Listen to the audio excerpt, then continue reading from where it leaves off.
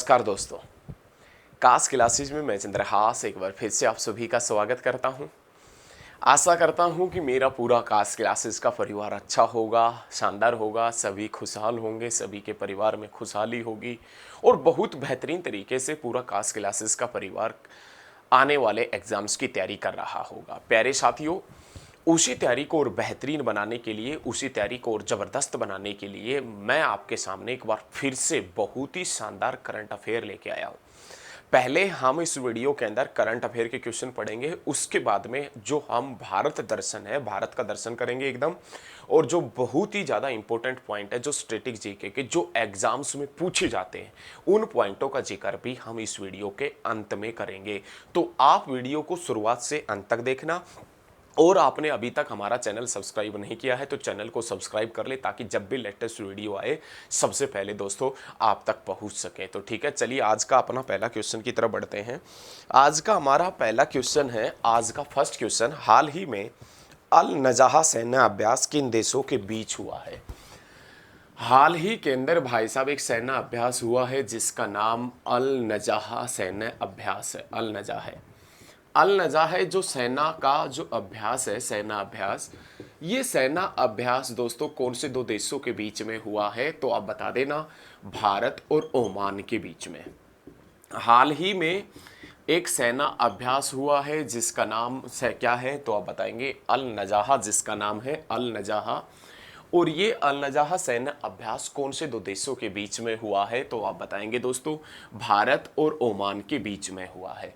अब जिक्र दोस्तों ओमान का आया है तो ध्यान रखिएगा, ओमान एशिया महाद्वीप में है और ओमान जिसकी राजधानी क्या है? तो आप बता देना, मस्कट ओमान की राजधानी है।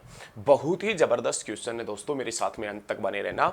हाल ही के अंदर अल नजाहा सैन्य अभ्यास कौन से दो देशों के बीच में हुआ है? तो आप बताएंगे भारत और ओमान के बीच में। ओमान जिसकी राजधानी मस्कट है, ओमान जो एशिया महाद्वीप में है, और ये जो सैन्य अभ्यास हुआ है ना दोस्तों, ये बीकानेर में हुआ है, बीकानेर। और दोस्तों बीकानेर कहाँ है? राजस्थान में। और दोस्तों राजस्थान का मुख्यमंत्री कौन है? अशोक गहलोत। राजस्थान की राजधानी क्या है? जयपुर। और भारत की पिंक सिटी किसे कहते हैं? जयपुर को। और दोस्तों राजस्थान का राज्यपाल, राजस्थान का गवर्नर कौन है? तो आप बता देना, कलराज मिश्र। कलराज मिश्र या कलराज मिश्रा, ये राजस्थान के गवर्नर है, गवर्नर। तो बहुत जबरदस्त क्वेश्चन है, ध्यान रखिएगा, साथ के साथ में सारे पॉइंटों को आप नोट करते चलिएगा। हाल ही में पहली अंडर वाटर मेट्रो का उद्घाटन किस शहर में किया जाएगा? हाल ही में हाल ही में पहली अंडर वाटर हाल ही में पहली अंडर वाटर मेट्रो का उद्घाटन किस शहर में किया जाएगा? तो दोस्तों आप बता देना, कलकत्ता के अंदर किया जाएगा, कलकत्ता में। बहुत ही शानदार क्वेश्चन है दोस्तों, बहुत ही जबरदस्त प्रश्न है। ये प्रश्न पढ़ के आपका दिमाग खुश हो जाएगा। देखो क्वेश्चन क्या है कि हाल ही में फर्स्ट अंडर वाटर मेट्रो का उद्घाटन कहां पर किया जाएगा? तो दोस्तों आप बता देना, कलकत्ता में किया जाएगा। कलकत्ता जो दोस्तों कहां है? तो आप बताएंगे वेस्ट बंगाल में है, पश्चिम बंगाल के अंदर है कलकत्ता। प्यारे साथियों, फर्स्ट अंडर वाटर मेट्रो का उद्घाटन कलकत्ता में किया जाएगा। ध्यान रखिएगा, जिक्र मेट्रो का आया है तो मेट्रो की शुरुआत भारत में कलकत्ता से ही हुई थी, और भारत में सर्वप्रथम मेट्रो कलकत्ता में 1984 के अंदर चली थी। इंदिरा गांधी की डेथ भी 1984 में हुई थी। ऑपरेशन ब्लू स्टार भी 1984 में हुआ था। राकेश शर्मा अंतरिक्ष में भी 1984 में गया था। भोपाल के अंदर गैस कांड 1984 में हुआ था। इंडियन एयरफोर्स ने सियाचिन ग्लेशियर को अपने कब्जे में लेने के लिए ऑपरेशन मेघदूत भी 1984 में चलाया था। और भारत में सर्वप्रथम मेट्रो 1984 में कलकत्ता के अंदर ही चली थी। और ध्यान रखिएगा, दिल्ली के अंदर मेट्रो का जिक्र किया जाए तो दिल्ली के अंदर मेट्रो दोस्तों 2002 के अंदर चली थी। 2002 के अंदर भारत में सर्वप्रथम मेट्रो कलकत्ता में चली। और भारत की पहली फर्स्ट अंडर वाटर मेट्रो का उद्घाटन कहां किया जाएगा? तो कलकत्ता के अंदर ही किया जाएगा। लेकिन मेट्रो मैन के नाम से किसे जानते हैं? तो आप बता देना दोस्तों, ई श्रीधरन को मेट्रो मैन के नाम से। ई मतलब इंजीनियर, श्रीधरन को मेट्रो मैन के नाम से भी जाना जाता है। बहुत जबरदस्त क्वेश्चन है। फर्स्ट अंडर वाटर मेट्रो का उद्घाटन कहाँ किया गया है? कलकत्ता में, जो कहाँ है? पश्चिम बंगाल में। लेकिन भारत में सर्वप्रथम मेट्रो कलकत्ता में ही चली थी 1984 में। दिल्ली के अंदर मेट्रो चलती 2002 के अंदर। और मेट्रो मैन के नाम से किसे जानते हैं? इंजीनियर श्रीधरन को मेट्रो मैन के नाम से जानते हैं। अब दोस्तों इस क्वेश्चन में जिक्र कलकत्ता का आया है, तो आप बता देना कलकत्ता पश्चिम बंगाल के अंदर है, पश्चिम बंगाल की राजधानी है। पश्चिम बंगाल का मुख्यमंत्री कौन है? तो ममता बनर्जी। और पश्चिम बंगाल का राज्यपाल कौन है? नया राज्यपाल बना है जिसका नाम एल गणेशन है, एल गणेशन। इस एल गणेशन ने किसका स्थान लिया है? जगदीप धनखड़। जगदीप धनखड़ जो देश के 14वें नंबर का उपराष्ट्रपति बना है। ये ध्यान रखें दोस्तों, बहुत ही शानदार प्रश्न है, बहुत ही जबरदस्त क्वेश्चन है, बहुत ही शानदार। तो आप वीडियो को अंत तक जरूर देखना, और नए हो तो चैनल को अभी सब्सक्राइब कर लो ताकि जब भी लेटेस्ट वीडियो आए सबसे पहले आप तक पहुंच सके। प्यारे साथियों, नेक्स्ट क्वेश्चन क्या है वो देखिए एक बार आप। नेक्स्ट पर्सन है अपने पास में, बहुत ही जबरदस्त पर्सन है कि हाल ही में प्राइम मिनिस्टर प्रधानमंत्री नरेंद्र मोदी ने लाल किले पर, नरेंद्र मोदी ने लाल किले पर कौन सी बार झंडा फहराया है? हाल ही में प्रधानमंत्री श्री नरेंद्र मोदी ने लाल किले पर कौन सी बार झंडा फहराया है? तो आप बता देना। लाल किले पर प्रधानमंत्री श्री नरेंद्र मोदी ने 9वीं बार झंडा फहराया है। लाल किला जो दिल्ली के अंदर है, लाल किला जो शाहजहां ने बनवाया था। एक लाल किला आगरा में भी है, और आगरा का लाल किला अकबर ने, और दिल्ली का लाल किला शाहजहां ने, और दिल्ली जो यमुना नदी के ऊपर स्थित है। तो याद रखिएगा, हाल ही में प्रधानमंत्री श्री नरेंद्र मोदी ने लाल किले पर 9वीं बार झंडा फहराया है। 9वीं बार, ध्यान रखिएगा, 9वीं बार झंडा फहराया है। बहुत ही जबरदस्त क्वेश्चन है। और ये जो झंडा फहराया है 9वीं बार, तो सबसे ज्यादा बार झंडा फहराने का रिकॉर्ड किसके नाम पर है? पंडित जवाहरलाल नेहरू के नाम पर है। सबसे ज्यादा बार जो झंडा फहराया था वो पंडित जवाहरलाल नेहरू ने। कितनी बार फहराया था? 17 बार। उसके बाद में सेकंड नंबर पर किसका नाम आता है? तो इंदिरा गांधी का नाम आता है। कितनी बार फहराया था? 16 बार। उसके बाद में थर्ड नंबर के ऊपर डॉक्टर मनमोहन सिंह का नाम आता है, मनमोहन सिंह। इन्होंने कितनी बार फहराया था? 10 बार फहराया था। तो ऐसे ही आप दोस्तों ध्यान रखिएगा कि नरेंद्र मोदी ने कितनी बार फहराया है, अब की बार कौन सी बार फहराया है? तो 9वीं बार फहराया है। सबसे ज्यादा ये रिकॉर्ड झंडा फहराने का किसके नाम पर है? पंडित जवाहरलाल नेहरू 17 बार, इंदिरा गांधी 16 बार, मनमोहन सिंह 10 बार। लेकिन जिक्र राष्ट्रीय ध्वज का आया है, राष्ट्रीय झंडे का आया है, तो ध्यान रखिएगा भारत का जो राष्ट्रीय ध्वज है इसका डिजाइन पिंगाली वेंकैया ने तैयार किया था। राष्ट्रीय ध्वज में 3 महत्वपूर्ण रंग होते हैं, वैसे तो 4 हैं क्योंकि बीच में अशोक चक्र भी है। सबसे ऊपर जो कलर होता है उसका नाम क्या है? तो आप बताएंगे केसरिया। बीच में जो कलर होता है वो सफ़ेद, और नीचे जो कलर होता है वो ग्रीन होता है। झंडे की लंबाई और चौड़ाई का अनुपात, झंडे की लंबाई और चौड़ाई का अनुपात 3:2 होता है।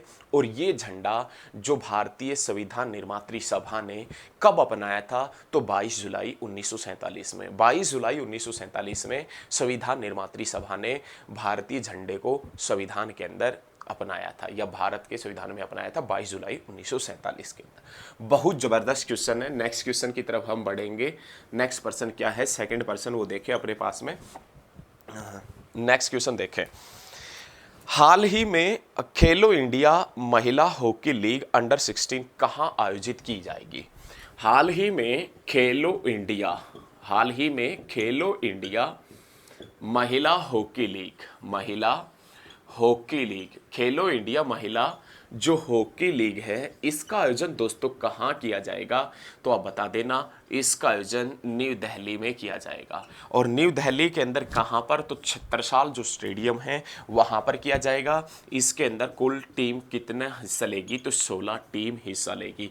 बहुत शानदार पर्सन है दोस्तों, बहुत ज़बरदस्त पर्सन है कि खेलो इंडिया महिला हॉकी लीग का आयोजन कहाँ किया जाएगा? अंडर 16 का आयोजन कहाँ किया जाएगा?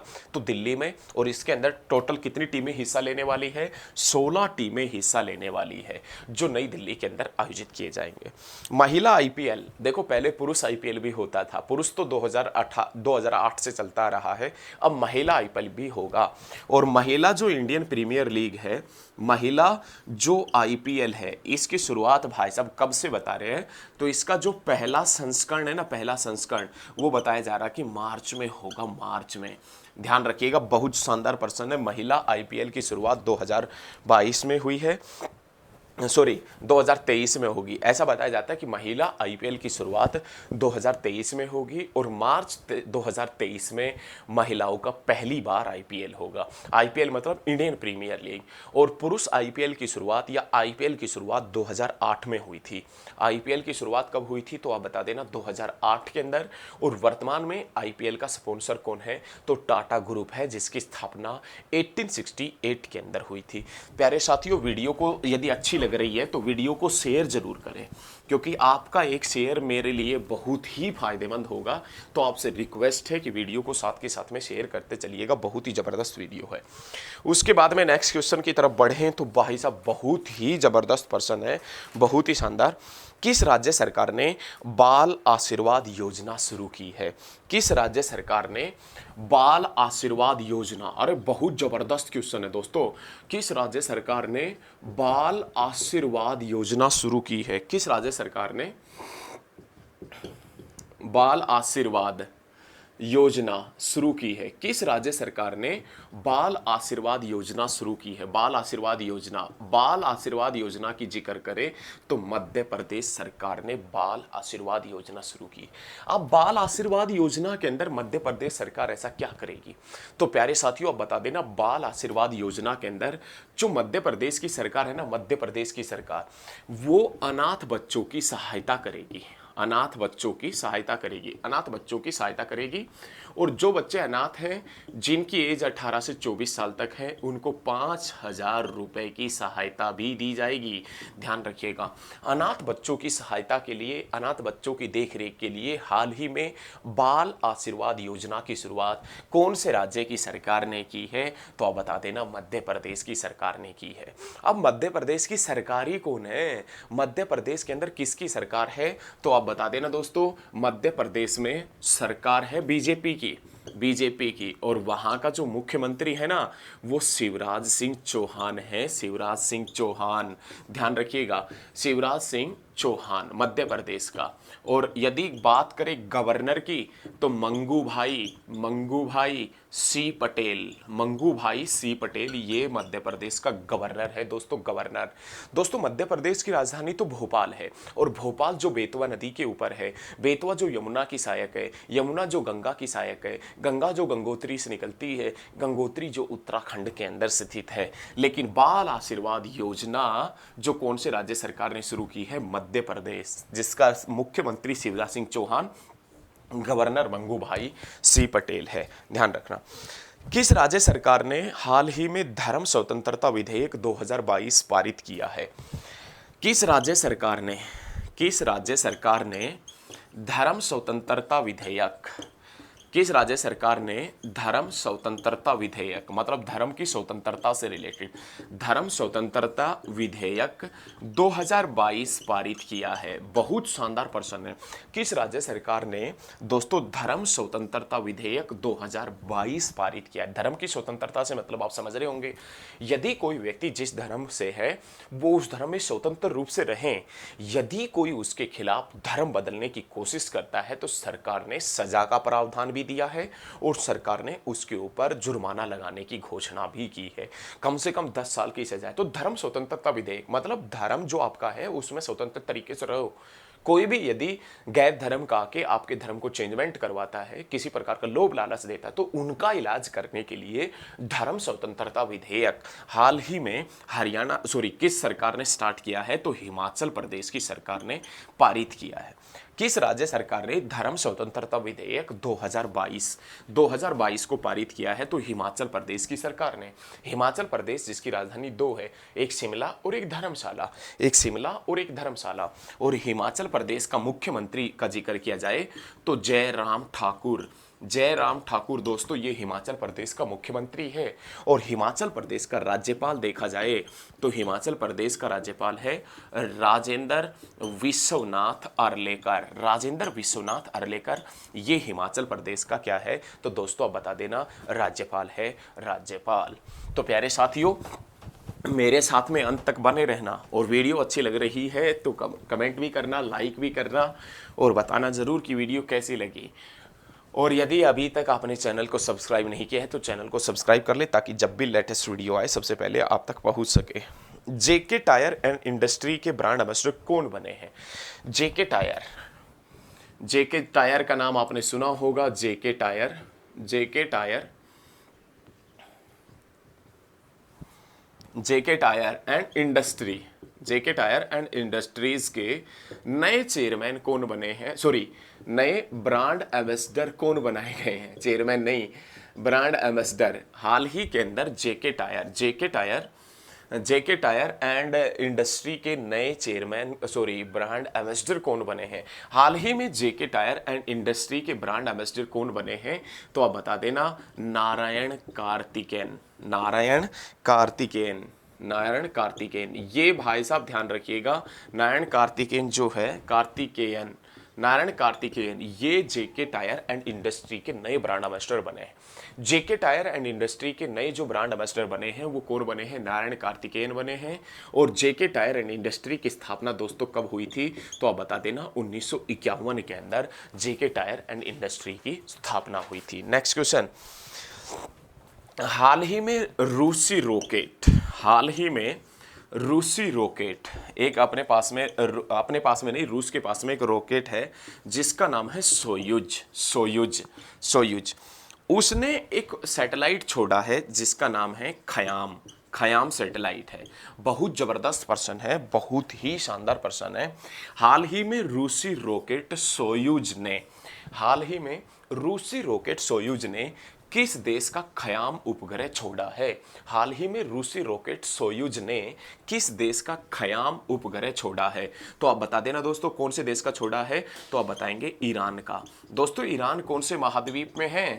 तो आप बताएंगे एशिया में, पश्चिम एशिया में पड़ता है ईरान, जिसकी राजधानी क्या है? तो दोस्तों आप बता देना, ईरान की राजधानी तेहरान है, तेहरान। बहुत ही ज़्यादा इंपॉर्टेंट क्वेश्चन है। ईरान की जो कैपिटल है तेहरान, और इस ईरान को एक इस्लामिक कंट्री कब घोषित किया गया था? तो आप बता देना, 1979 के अंदर। हाल ही में रूसी रॉकेट सोयुज ने, सोयुज एक रूस का रॉकेट है जिसका नाम सोयुज है, उसने किस देश का एक उपग्रह खयाम छोड़ा है? खयाम। तो खयाम जो ईरान का उपग्रह है, ईरान जो एशिया में है, एशिया में 48 कंट्री है, ईरान जिसकी राजधानी तेहरान है, और ईरान जो एक इस्लामिक कंट्री बना था 1979 के अंदर। बहुत ज़बरदस्त दोस्तों, बहुत ज़बरदस्त, बहुत ज़बरदस्त, शानदार पर्सन है। उसके बाद में अब हम करंट अफेयर के बाद में वो पर्सन करेंगे जो एग्जाम की दृष्टि से बहुत ही ज़्यादा इंपॉर्टेंट है, जो स्टैटिक जी, जिसको आप स्टैटिक जीके में पढ़ते हैं। क्वेश्चन, आज का पहला क्वेश्चन है कि तुलबुल परियोजना कौन सी नदी के ऊपर है? तुलबुल परियोजना का जिक्र किया जाए तो तुलबुल परियोजना भाई साहब कौन सी नदी के ऊपर है? तो प्यारे साथियों, आपका कमेंट क्या होगा? आप क्या बताओगे? तुलबुल परियोजना का जिक्र करें तो तुलबुल परियोजना झेलम नदी के ऊपर है, और कहाँ है? तो आप बताएंगे जम्मू कश्मीर के अंदर है। इस झेलम नदी का दूसरा नाम वितस्ता है। ये झेलम जो चेनाब की सहायक है जिसका दूसरा नाम अस्किनी है, वो चेनाब जो सतलुज की सहायक है जिसका दूसरा नाम सतुद्री है, अरे वो सतलुज जो सिंधु की सहायक है जो मानसरोवर झील के पास में बोखरचू ग्लेशियर से निकलती है। लेकिन तुलबुल परियोजना ध्यान रखिएगा जम्मू कश्मीर में है और झेलम नदी के ऊपर है तुलबुल बांध परियोजना, ये आप ध्यान रखिएगा। किशनगंगा जल विद्युत परियोजना और तुलबुल परियोजना झेलम नदी के ऊपर है, जम्मू कश्मीर के अंदर है, ध्यान रखें। नेक्स्ट क्वेश्चन, बाबरनामा के लेखक कौन है? बाबरनामा एक मुगल सम्राट जिसका नाम बाबर, और उस बाबरनामा के लेखक कौन है? तो आप बताएंगे बाबरनामा खुद बाबर ने लिखी थी। ऐसे दो मुगल सम्राट जिन्होंने अपनी आत्मकथा खुद लिखी थी। तो एक बाबर और एक जहांगीर, ऐसे मुगल सम्राट जिन्होंने अपनी आत्मकथा खुद लिखी थी। तो कौन हुआ करता था? एक तो बाबर और एक जहांगीर। और जहांगीर जो था उसकी जो आत्मकथा थी उसका नाम क्या था? तुजुक ए जहांगीरी, तुजुक ए जहांगीरी। लेकिन बाबरनामा जिसने भारत में मुगल वंश की शुरुआत की थी, और बाबर ने भारत में मुगल वंश की शुरुआत 1526 पानीपत की पहली लड़ाई से की थी। पहली लड़ाई से बाबर ने मुगल वंश की शुरुआत की थी, और उस बाबर की आत्मकथा का नाम बाबरनामा था जो खुद बाबर ने लिखी थी। एक अकबर का बेटा था जिसका नाम जहांगीर था, और उस जहांगीर ने एक आत्मकथा लिखी थी जिसका नाम था तुजुक ए जहांगीरी, और उसके भी लेखक वो खुद ही हुआ करते थे। उसके बाद में है मानव शरीर का सामान्य तापमान कितना होता है? मानव शरीर का जो सामान्य तापमान है, मानव शरीर का सामान्य तापमान ये कितना होता है? टेम्परेचर कितना होता है मानव शरीर का? तो आप बता देना दोस्तों, 37 degree Celsius, 37 degree Celsius, 37 degree Celsius ये मानव शरीर का सामान्य तापमान होता है, ये ध्यान रखिएगा। नेक्स्ट क्वेश्चन, लिंगराज मंदिर कहां पर पड़ता है? लिंगराज मंदिर, दोस्तों लिंगराज मंदिर पूछे, बहुत जबरदस्त क्वेश्चन है। लिंगराज मंदिर कहां पर पड़ता है? तो आप बता देना दोस्तों, लिंगराज मंदिर भुवनेश्वर में पड़ता है। भुवनेश्वर, दोस्तों भुवनेश्वर कहां है? उड़ीसा में। और दोस्तों उड़ीसा की राजधानी क्या है? भुवनेश्वर। बड़ा शानदार क्वेश्चन है कि लिंगराज मंदिर कहां पर पड़ता है, तो आप बता देना दोस्तों, लिंगराज मंदिर पड़ता है भुवनेश्वर में। और भुवनेश्वर कहां है? उड़ीसा में। और उड़ीसा की राजधानी क्या है? तो आप बता देना दोस्तों, भुवनेश्वर उड़ीसा की कैपिटल है। हर्ष का दरबारी कवि कौन था? हर्ष का दरबारी कवि हर्षवर्धन, जो हर्षवर्धन हुआ करता था उत्तर भारत का प्रसिद्ध शासक, इस हर्षवर्धन का दरबारी कवि कौन था? हर्षवर्धन का दरबारी कवि कौन हुआ करता था? तो आप बता देना दोस्तों, बाणभट्ट। बाणभट्ट, ये बाणभट्ट था, ये हर्षवर्धन का दरबारी कवि था।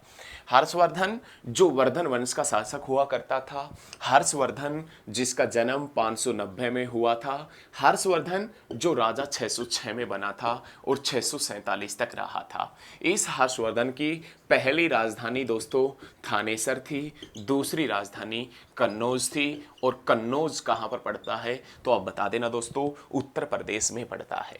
हर्षवर्धन का दरबारी कवि जिसका नाम बाणभट्ट था, और बाणभट्ट जिसकी एक फेमस रचना है, और उस रचना का नाम क्या है? तो आप बता देना, हर्षचरित्र या हर्षचरित। हर्ष की जीवनी हर्षचरित या हर्षचरित्र किसने लिखी थी? तो आप बताएंगे, बाणभट्ट ने लिखी थी। नेक्स्ट क्वेश्चन, हाइड्रोजन बम का आविष्कार किसने किया था? जो अपने पास में हाइड्रोजन बम है, हाइड्रोजन बम का आविष्कार किसने किया था? तो आप बता देना दोस्तों, एडवर्ड टेलर ने। एडवर्ड जो टेलर है ना, एडवर्ड टेलर, इसने हाइड्रोजन बम का आविष्कार किया था। हाइड्रोजन बम का आविष्कार किसने किया था? तो प्यारे साथियों आप बताएंगे, एडवर्ड टेलर ने हाइड्रोजन बम का आविष्कार किया था। नेक्स्ट क्वेश्चन दोस्तों, दक्षिण अमेरिका में जो चारागाह है उसको किस नाम से जानते हैं? दक्षिण अमेरिका, साउथ अमेरिका जो महाद्वीप है ना, साउथ अमेरिका महाद्वीप के जो चारागाह है, मतलब जो खुले मैदान पड़े हैं मवेशियों के लिए, जो चारागाह है, दक्षिण अमेरिका के चारागाह को किस नाम से जानते हैं? तो पंपास के नाम से जानते हैं। एसएससी का बहुत ही ज्यादा इंपॉर्टेंट क्वेश्चन है कि दक्षिण अमेरिका के चारागाह को, दक्षिण अमेरिका के अंदर चारागाह को किस नाम से जानते हैं?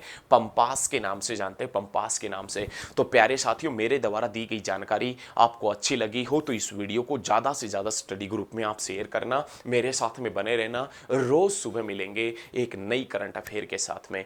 तो मेरे द्वारा दी गई जानकारी आपको अच्छी लगी हो तो शेयर करना, लाइक करना, कमेंट करना, और इस वीडियो को आप ज्यादा से ज्यादा स्टडी ग्रुप में भी भेजना।